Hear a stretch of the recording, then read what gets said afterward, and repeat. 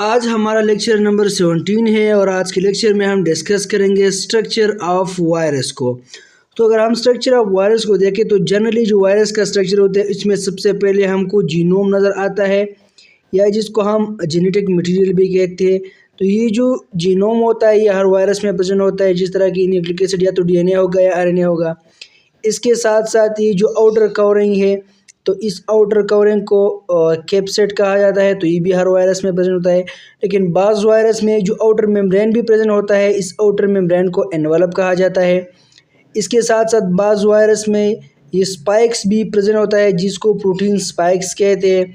और ये जो एनवलप है और ये जो कैप्सिड और एनवलप इसके दरमियान में ये जो एरिया है इसमें मैट्रिक्स प्रोटीन भी प्रेजेंट होते हैं। जो स्ट्रक्चर ऑफ वायरस है उसमें जेनेटिक मटेरियल या जीनोम हमें नज़र आता है। तो जेनेटिक मटेरियल या तो डीएनए होगा वायरस में या आरएनए होगा, लेकिन नेवर बोथ दोनों नहीं हो सकते। इसके साथ साथ कैप्सिड होगा जो बाहर है, जो ये तो न्यूक्लिक एसिड है, तो इस न्यूक्लिक एसिड से बाहर जो एरिया बना है इस तरह जो सर्कल किया है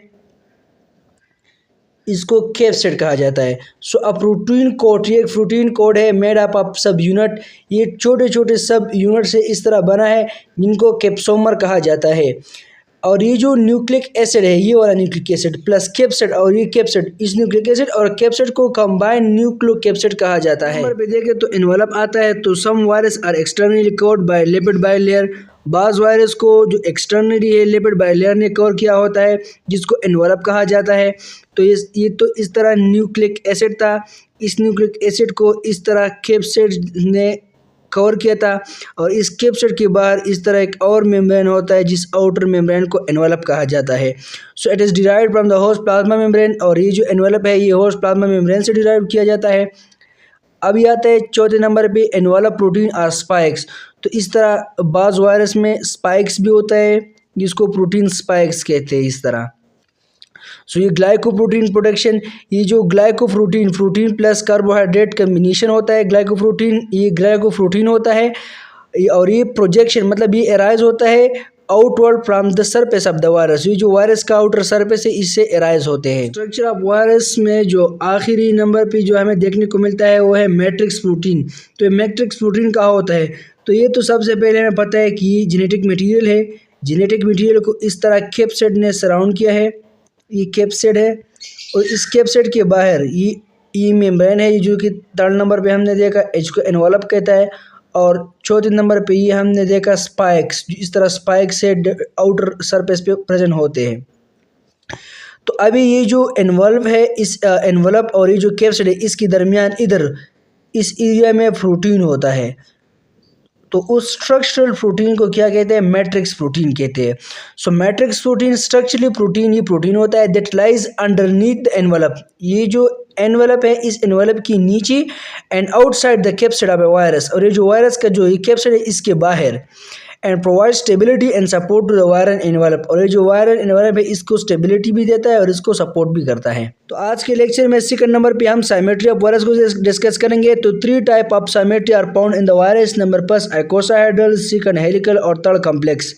तो सबसे पहले आते हैं आइकोसाहेड्रल को जिसको क्यूबिकल भी कहते हैं। So in this type of virus the capsid is arrange in the shape of icosahedron. इस तरह की वायरस में जो कैप्सिड होता है वो आइकोसाहेड्रॉन की शेप में अरेंज होता है। आइकोसाहेड्रॉन का 20 साइडेड होते हैं। So it is a 20 sided polygon with equilateral triangle faces. इनके 20 साइडेड होते हैं और इनका जो पेसेस होते हैं वो इक्विलेटरल ट्रायंगल की तरह होते हैं। इस फिगर को देखें तो ये आइकोसाहेड्रॉन है, तो इस आइकोसाहेड्रॉन में डेप्थ तकरीबन 20 साइड्स होते हैं और ये इस तरह इसमें इक्विलेटरल ट्रायंगल की तरह पेसेस होते हैं। तो ये एक इक्विलेटरल ट्रायंगल बन गया, इस तरह ये अदर इक्विलेटरल ट्रायंगल। अगर आप पेस को देखें तो इसमें तकरीबन 20 पेसेस होते हैं जो कि इक्विलेटरल ट्रायंगल की तरह शो होते हैं। सो इसका ही इस साइमेट्री है आइकोसाहेड्रॉन का। अगर हम एग्जांपल में देखें कि कौन सा डीएनए वायरस है कि कौन सा आरएनए वायरस है जो कि इसकी साइमेट्री जो कि है वो आइकोसाहेड्रॉन है, तो सबसे पहले हमें ये पता होना चाहिए कि जो टोटल डीएनए की फैमिली है डीएनए वायरस की वो 6 है। और जो टोटल आरएनए वायरस की फैमिली है वो पेप्टीन है। इसको हम नेक्स्ट लेक्चर में डिस्कस भी करेंगे, लेकिन ये हमें पता होना चाहिए कि हमें 6 डीएनए वायरस की फैमिली को डिस्कस करेंगे और 15 आरएनए वायरस की फैमिली को डिस्कस करेंगे। So all DNA are icosahedron except pox which is complex. सो इस 6 में जो जितनी भी है, मतलब जो 5 है वो डीएनए की वायरस वो आइकोसाहेड्रॉन सिमेट्री रखते हैं, और एक जो फैमिली है जो कि पॉक्स वायरस वाला है तो वो फिर कॉम्प्लेक्स है, जो कि हम पढ़ेंगे। और अगर हम आरएनए में देखें तो आरएनए के टोटल कितने पेप्टीन है, तो out of fifteen only 3 are icosahedron. So 3 RNA family are icosahedral, जिनमें सबसे पहले पेकोना आता है, फिर किल्साई आता है और रिउ। तो ये 3 जो कि है ये 3 आरएनए फैमिली की है जो कि आइकोसाहेड्रल है।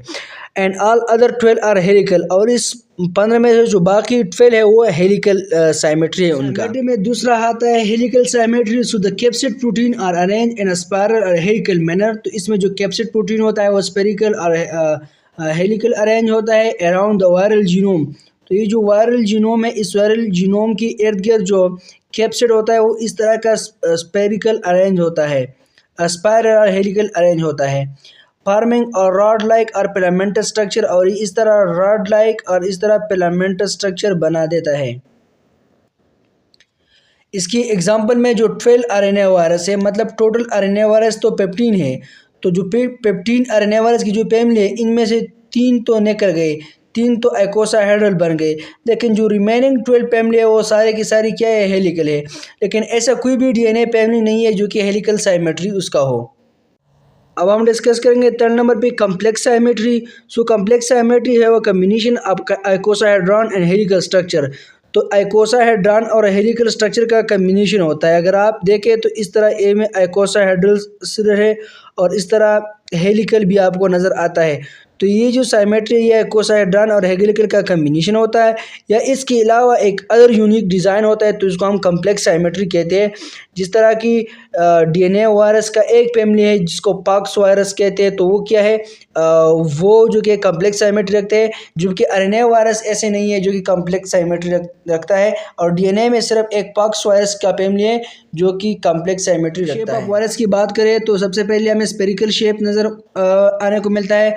तो स्पेरिकल शेप में वायरस जो कि इनका आइकोसाहेड्रल साइमेट्री होता है, जिस तरह की पोलियो वायरस और हर्पीस सिम्प्लेक्स वायरस आता है।